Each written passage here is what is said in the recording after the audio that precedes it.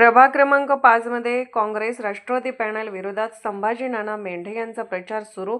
जनसुराज्य पक्षातून निवडणूक रिंगणात त्यांच्या सुनबाई उतरल्याने घुमजाव, प्रभागात जोरदार चर्चा सुरू।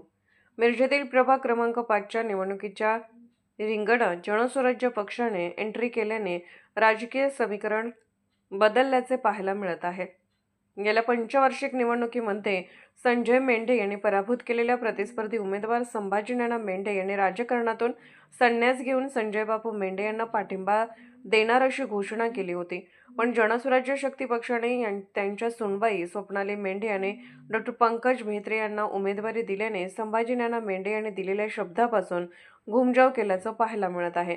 प्रभाग क्रमांक 5 मध्ये काँग्रेस पक्षाने 4 पैकी 2 जागा राष्ट्रवादी अजित पवार पक्षाला सोडल्याने दोघांची युती झाली आहे। काँग्रेस पक्षाकडून संजय बापू मेंढे, बबिता मेंढे तर राष्ट्रवादीकडून करण जामदार, शिरीन पिरजादे हे उमेदवार पॅनलमध्ये एकत्र लढत आहेत।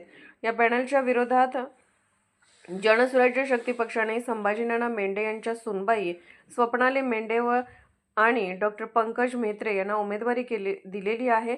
त्यामुळे संभाजी नाना मेंढे यांनी थेट जनसुराज्य शक्ती पक्षाच्या प्रचारामध्ये उतरून सुनबाईला निवडून आणण्यासाठी घर टू घर प्रचार सुरू केला आहे। संभाजी नाना मेंढे यांनी निवडणुकीत अचानक घुमजाव केल्याने प्रभागात जोरदार चर्चा सुरू आहे।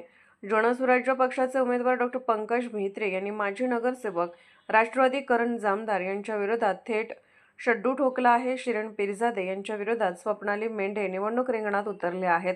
प्रभाग 5 मध्ये माळी समाज मोठ्या संख्येने असल्याने समाज कोणाच्या पाठीशी राहणार याकडे सर्वांचे लक्ष लागून राहिले आहे।